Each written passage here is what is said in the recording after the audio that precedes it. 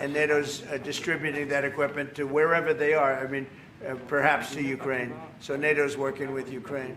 Biden was giving hundreds of billions of dollars, just willy-nilly, just giving money. He had no idea where it was going. It was terrible what was happening. So we're not involved anymore in terms of the cost. We're in for $350 billion. As you know, I also got the rare earth deal done with Ukraine, which was worth much more than the $350 billion.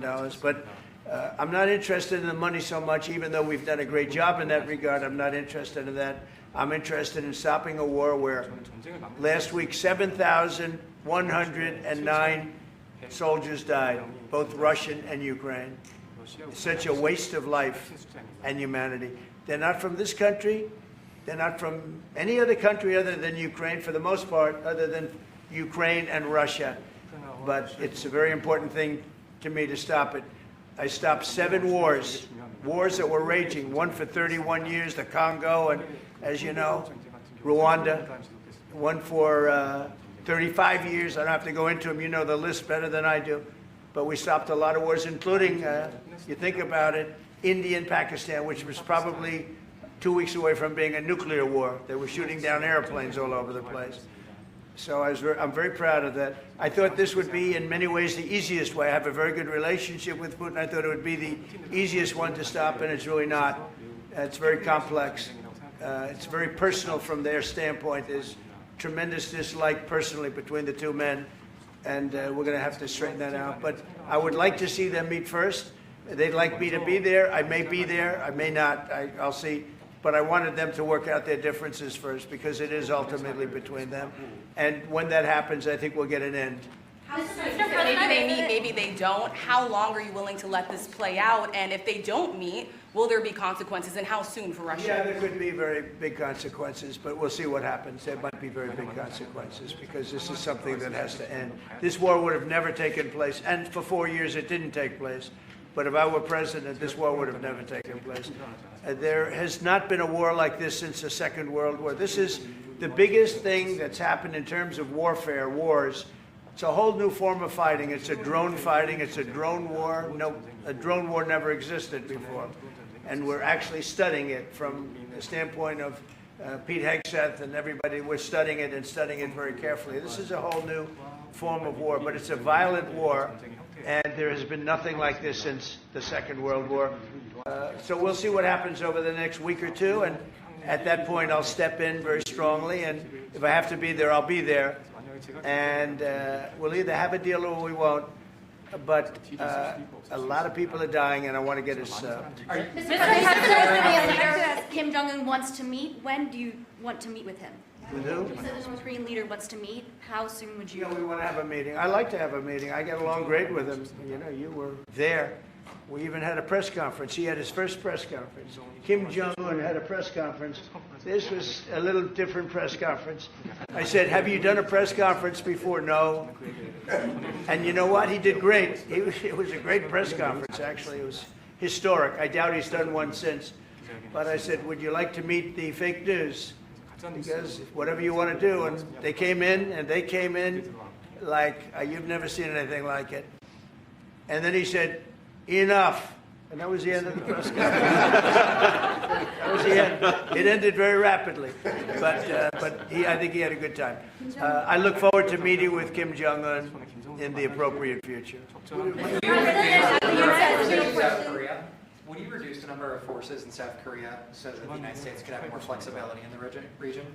Say it. Would you consider reducing the number of U.S. forces in South Korea so that the United States can have more flexibility? Well, I don't want to say that now, because we've been friends and we're friends. And look, we have a lot of people over there. We have over 40,000 troops in South Korea. As you know, South Korea agreed to pay for that during my last term. And then when Biden came in, they complained to Biden that I wasn't a nice person. And he agreed not to pay. He gave up billions of dollars. We were getting paid billions of dollars. But then Biden ended that for whatever reason. It's unbelievable that he did. But we have a very good relationship militarily. They would say, but we gave you land. I said, no, you didn't. You lease us land. There's a big difference between giving and leasing. And maybe one of the things I'd like to do is ask them to give us ownership of the land where we have the big fort. You know, we spent a lot of money building a fort, and there was a contribution made by South Korea, but I would like to see if we could get rid of the lease and get ownership of the land where we have a massive military base. Okay? Would you go? Thank you, Mr. President. How are you planning to make? I also want to ask this question to Mr. President. Who are you with? I'm Song Mi-jin. I am from South Korea's Arirang TV. Good. Thank you so much. Good. So, as mentioned earlier, United States is South Korea's most important and closest ally. So, in this point of view, I would like to ask you and also President Lee, what do you think are the key ways to make the South Korea-U.S. alliance greater? Well, I think it's great now. I feel very warmly toward South Korea. I will tell you that I have a lot of people in business that I deal with that are from South Korea. They love Trump because they feel I've saved. I think you would have had a nuclear war if I weren't. I think you would have had a nuclear war, North Korea and South Korea. I think it would have been a disaster.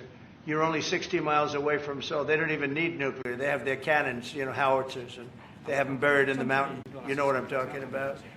And I think you would have had, if I didn't win that election, if Hillary Clinton, crooked Hillary, won that election, I think you would have had a nuclear war. It would have taken place, and it would have been horrendous for everybody, including them. It would have been very bad for them because we would have had to enter the picture, and we are the most powerful nuclear country in the world by far. Russia's second, China's third. China's going to catch eventually, 5 or 6 years. They're working to catch. One of the things we're trying to do with Russia and with China is denuclearization. And it's very important. One of the things I discussed with President Putin the other day, it wasn't just that, it was also other things. And I think the denuclearization is it's a big aim.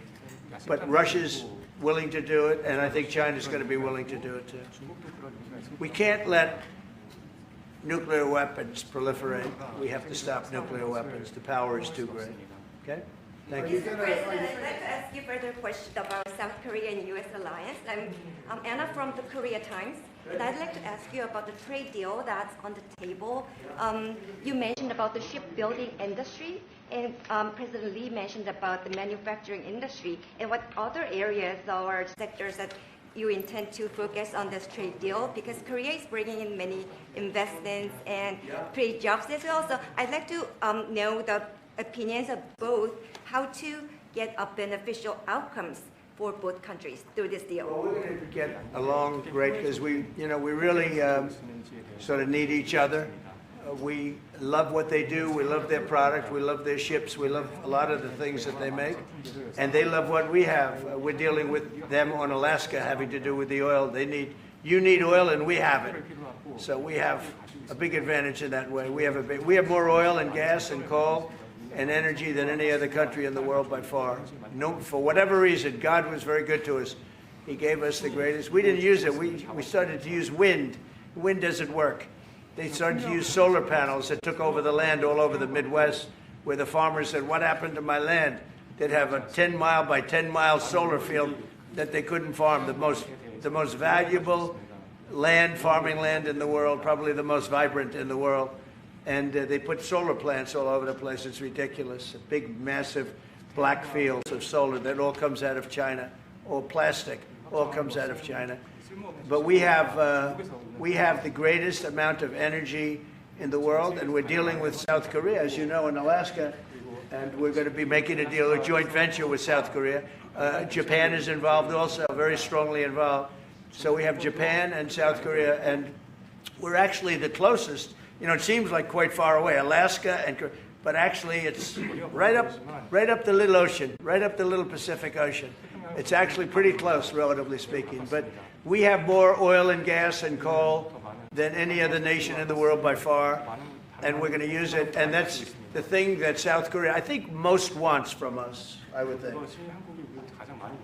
Mr. President, would you go back to the DMZ to meet with the North Korean leader? Say it. Would you go back to the DMZ to meet with the North Korean leader? I loved it. Remember when I walked across the line and everyone went crazy? Especially Secret Service, I would say they were going crazy. And I looked into those windows, you know, the windows, the glass, that you could only see if you looked direct, because there was all sorts of stuff. But I looked in and I saw more rifles pointing at me than you could. There were a lot of rifles in that building. The Secret Service was not happy. You know the buildings I'm talking about? The two blue buildings on each side. And I walked up the middle and I looked in the window and I saw more guns in that room than I've ever seen in my life. I looked at the other side and it was the same thing. And yet I felt safe. I felt safe because I have a great relationship with Kim Jong-un. I hope it stays that way. I think it will. I have a very good relationship. I understand him. I spent a lot of free time with him talking about things that we probably aren't supposed to talk about. And, you know, I get along with him really well. I think he has a country of great potential, tremendous potential. Is it possible you meet him this year or maybe next year? Well, I'm meeting a lot of people. I mean, it's hard to say that, but I'd like to meet him this year.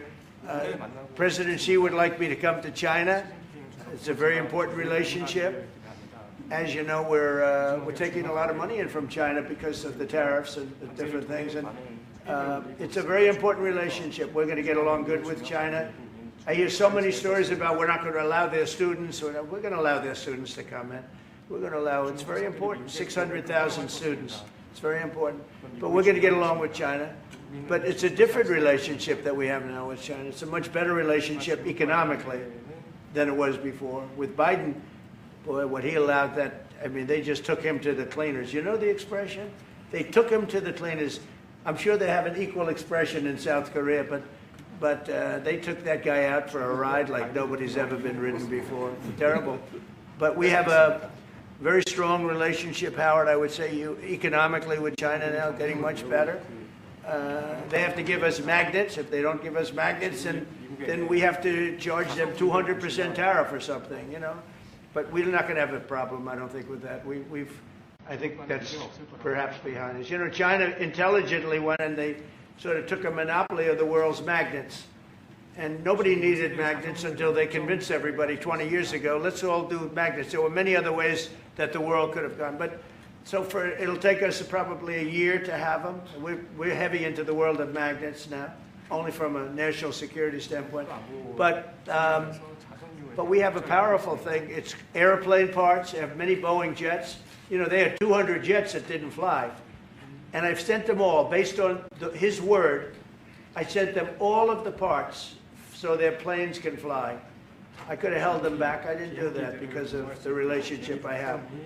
And their planes are now flying. You know, we had 200 of their planes were unable to fly because we were not giving them Boeing parts purposely, because they weren't giving us magnets.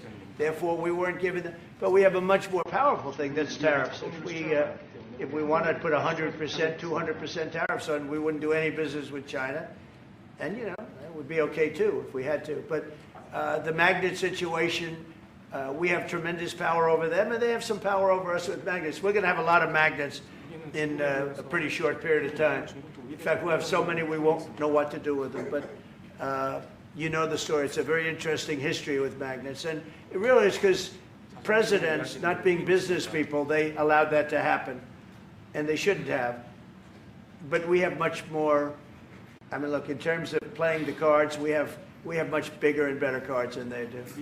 But with that being said, I think we have a great relationship. I spoke to President Xi fairly recently, and at some point, probably during this year or shortly thereafter, we'll go to China.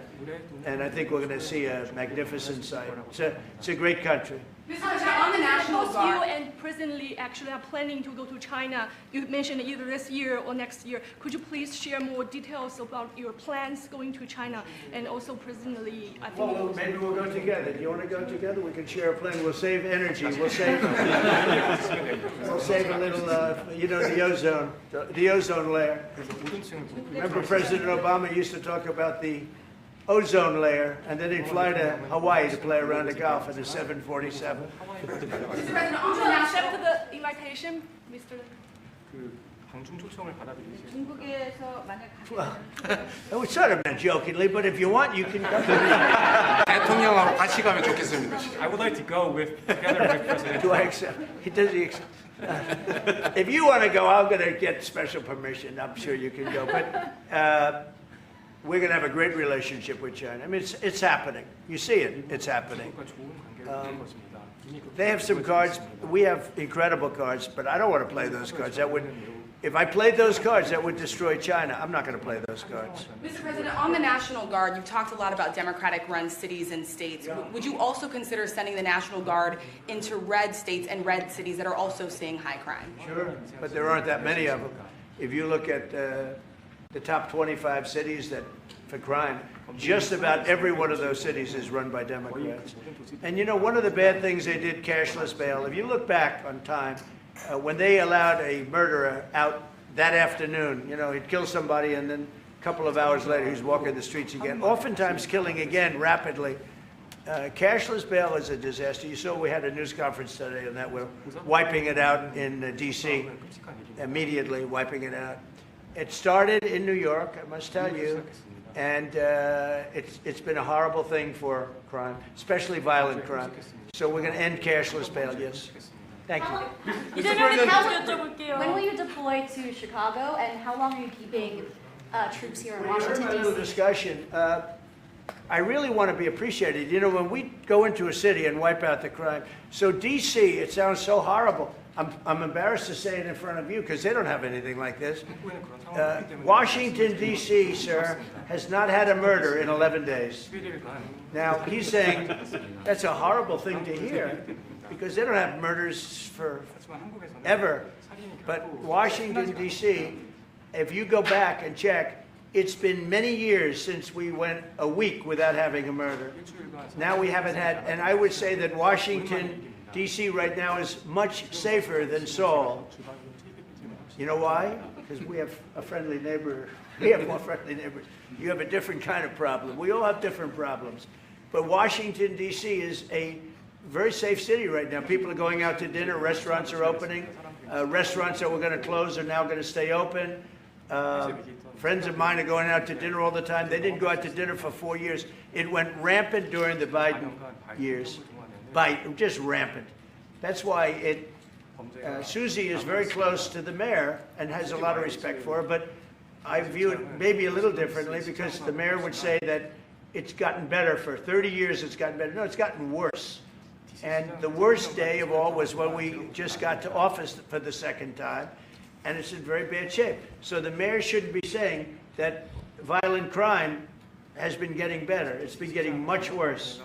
And the day I took office, it was the worst. And we did some minor things, made it a little bit better, but then we said, look, we got to stop it because too many people are getting killed. And we have not had a murder in 11 days. It sounds crazy. I hate to say this in front of this gentleman who I respect because they don't have murders for years. But we have not had a murder in 11 days. And that's going to go on for a long time. And there will be, I guess, it'll happen a little bit, but we have a very safe city. This is one of the safer cities right now in the country. And in a short period of time, it'll be like the border. Nobody came in through our border for the last 90 days, 3 months. We had 0 illegal aliens from the Congo, from South America, from all over the world, from prisons coming in, pouring into our country. Nobody, not one person, and this is done by a liberal group, a liberal think tank. They do the work. Not one person has come into our country. Think of that. It's been amazing. And I didn't have to go back to Congress and ask. Biden could have done this by himself. I did. I said, close the borders. We had the great Tom Homan. We had Christie, as you know, Christie Noem, who did a fantastic job. She's doing a fantastic job. Pete Hegseth has been incredible with the, as I call it, the Department of War. You know, we call it the Department of Defense, but between us, I think we're going to change the name. You want to know the truth? I think we're going to have some information on that maybe soon, but I think because, you know, Department of Defense, we won the World War I, World War II. It was called the Department of War. And to me, that's really what it is. Its defense is a part of that. But I have a feeling we're going to be changing. I'm talking to the people. Everybody likes that. We had an unbelievable history of victory when it was Department of War. Then we changed it to Department of Defense. So that's a little thing, has nothing to do with your country, but it's something that I think you're going to be hearing about or seeing about over the next couple of weeks. Probably that change is going to be made over the next week or so. Are there 2 Koreas, North and South, or is there one Korea waiting to be unified? Well, I know it is 2 Koreas. I mean, you know, there was one Korea. It was a very large country and a very powerful country. And it was a country that went to war with China. President Xi explained it. went to war with China many times over the last 2,000 years. You had many, I think he told me 51 times. So I remember I went to President Xi, I said, you know, we're having a problem with North Korea. Straighten it out, would you please? He said, well, we have been to war with them. And I think he said 51 times. But at that time, it was the whole of Korea. It wasn't, you know, North and South. And after he explained it, I said, all right, not going to be that easy. I guess you're right. But, you know, you had one Korea, and it was a very big, powerful nation. Now you have two big, powerful nations, but you have essentially a wall in between. Can you elaborate comments, the post and comments you made on South Korea early this morning, like raids on churches, going into U.S. military base, purge, revolution. How do you think about it? 이재명 대통령께도 질문드리겠는데요. 저희가 이제 빛의 혁명이나 내란 사태 극복하는 과정에서 이런 일들이 좀 벌어졌다고 말씀하신 것 같은데 그 부분 설명해 주시죠. I heard from Intel that there was a raid on churches. We're going to talk about that later. I haven't spoken about it yet, but when we meet, and you know, that would be too bad if that's the case. But I did hear that from Intel, that there was a raid on churches, closing some churches. So we'll talk about that later. I could ask you now if you want. Mr. President, what conversation? Wait a minute, if you'd like. Because it didn't sound to me like South Korea.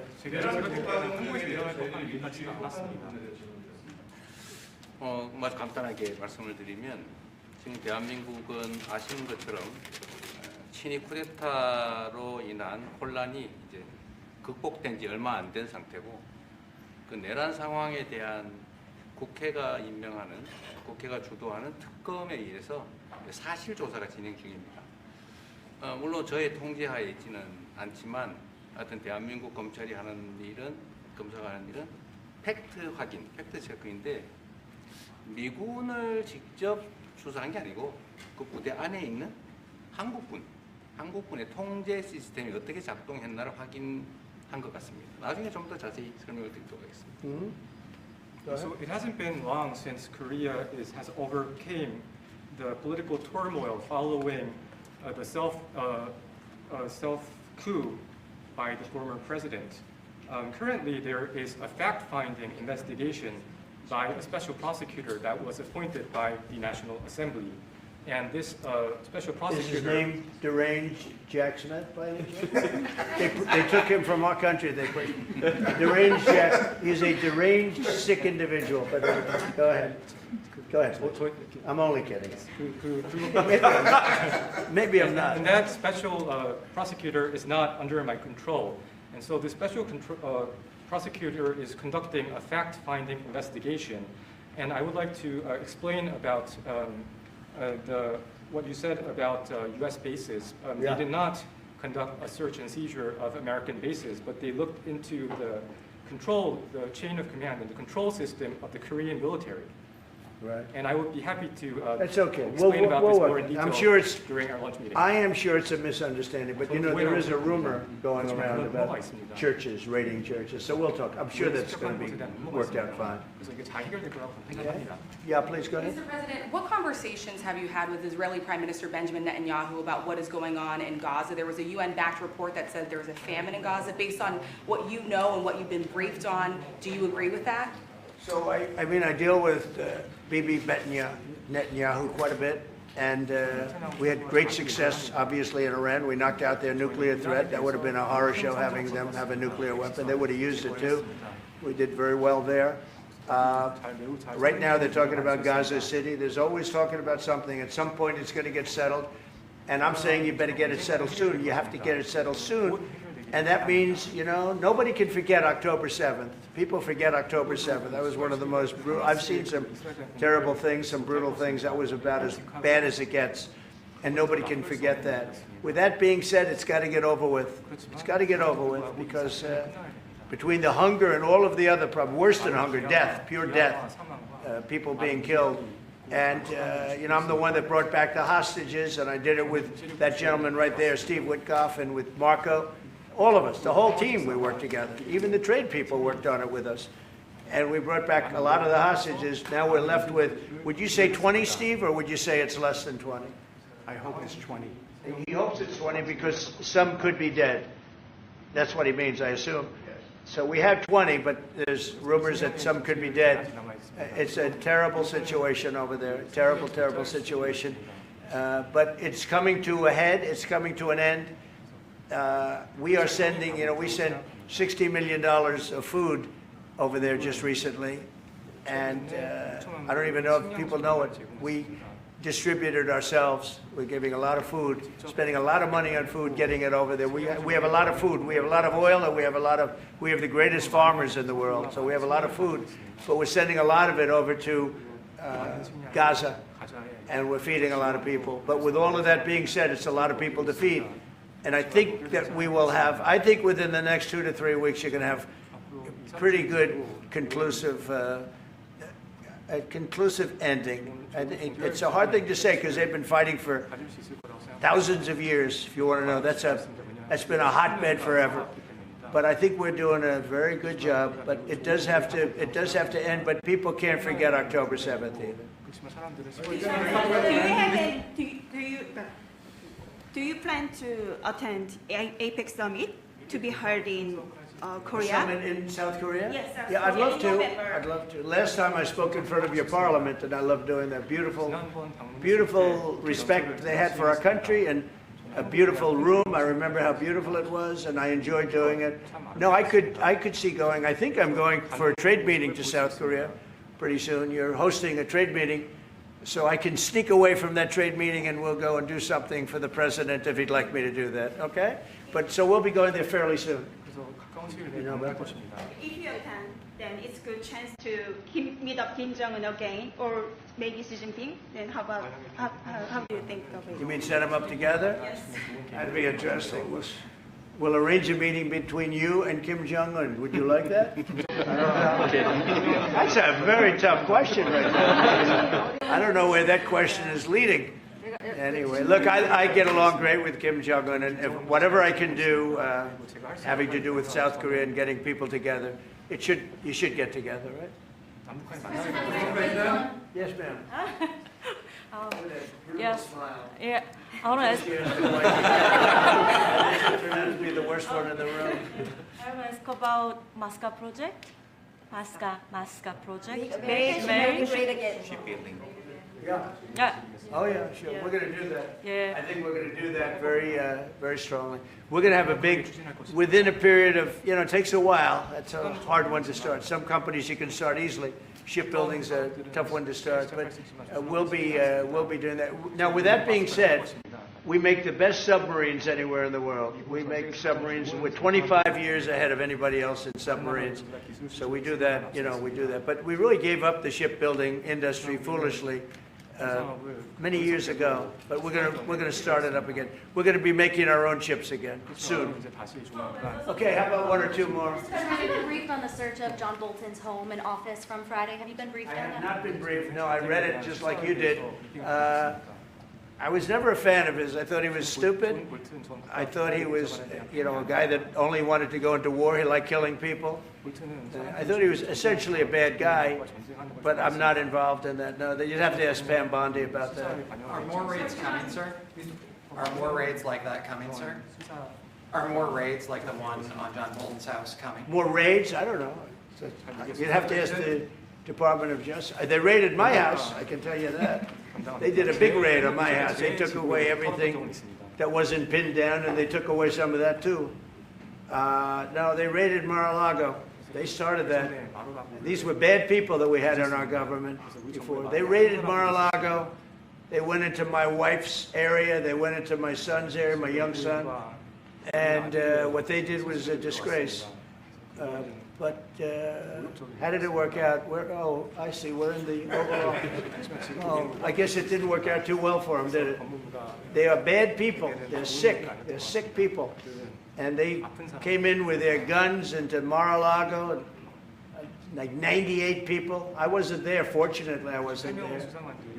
But they are very evil, very sick people, that group. And if they would have won the election, this country wouldn't exist as we know it. This country would have been a failed country. And now it's the hottest country anywhere in the world by far. We are the hottest country in the world by far. Okay, another question. One more on Gaza. Yes, sir, go ahead. Yeah. President Lee met with the Japanese Prime Minister before this summit. That's good. So is there something to discuss regarding the cooperation among the South Korea, US, and Japan? I think so. Look, Japan is a great ally of us, and I had a little bit of a hard time getting you two together because you're still thinking about comfort women, right? Comfort women. That's all they wanted to talk about was comfort women. And I thought that was settled a few times over the decades. But there is an overlapping problem with that. Perhaps I'm wrong in saying it. Perhaps this isn't right, but the whole issue of the women, comfort women, very specifically, we talked, and that was a very big problem for Korea, not for Japan. Japan wanted to go. They want to get on, but Korea was very stuck on that. You understand? So I don't know. Perhaps you'd like to answer. It's a good question. It was hard getting Japan and Korea together because of what took place a long time ago. But Japan wants to do it, I can say. Korea is a little bit more tenuous, please. 지금 질문은 그 3자 협력에 대해서. 우리 한미일 협력은 매우 중요한 과제고 또 한미 관계의 발전을 위해서도 한일 관계가 어느 정도 수습이 돼야 됩니다.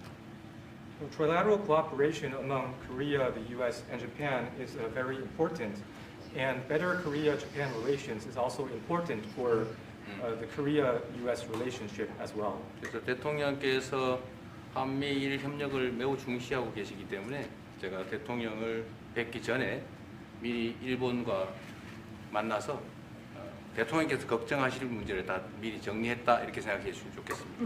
Because I know that President Trump, that you put emphasis on trilateral cooperation, Right. I made a visit to Japan before coming to the U.S. to settle the difficult issues that we have. Good. Well, Japan wants to get along very well with you. And I find them to be great people, great country, obviously. And they want very much to get along with South Korea. And you have something in common, you know, you want to solve the North Korea problem. But Japan very much wants to get along with you, and I'm sure they will. I find the people that I deal with to be wonderful people, as I do with you. 이번에 일본에 가서 이시바 총리를 만났을 때 그 전에 우리가 가지고 있던 여러 장애 요소들이 많이 제거됐다는 생각이 듭니다. So when I visited Japan and met with Prime Minister Ishiba, I realized that many of the obstacles that existed between our two countries have now been removed. True. During my term. We removed them during my term. There was an overlay a little bit, but we removed many of those obstacles during my term. And, you know, if you look at Prime Minister Abe, who was a great man, he was a great friend of mine, and he was assassinated. But he felt very warmly toward your country, I can tell you that. And the current Prime Minister, who I've gotten to know very well, feels the same way. So I think you're going to have a great relationship with Japan. Steve, go ahead. Just to close the loop on Gaza, is there a diplomatic push underway to try to get all this to end? Oh, there's a diplomatic push? No, is there? There has been, yeah, sure. Right now, Steve, I would say very serious diplomatic push. Marco or Steve, Marco, do you want to answer that first? Yeah, it's never stopped. We've always looked to find a solution there. Ultimately, as the president said, we want it to end. It has to end with no Hamas. Thank you, sir. Steve, where are we? I would say that we wouldn't be anywhere but for the president's truth last week, which was a statement to Hamas that they better get their act together and get to the peace table. But for that, it would have been all stalled. So, as usual, he is the man who moves it. Thank you, sir. Thank you. Thank you very much, everybody. Thank you, guys. Thanks, guys. Let's go. Let's go. Head out. Start moving. Thank you. Thanks, guys. Let's go. Let's go. Thank you. Straight out the door. Thanks, guys. Let's go. Let's go. Thanks, guys. Jails, let's go. TV, let's go. Come on, come on. Let's go. Head out. Head out. Thank you. Thanks, guys. Please keep going. Thanks, guys. This way. Thank you. Keep going. Keep going. We're out. We're out. Thank you, guys. Out the door. Thank you. If you want to hold in there until we get a wrangler.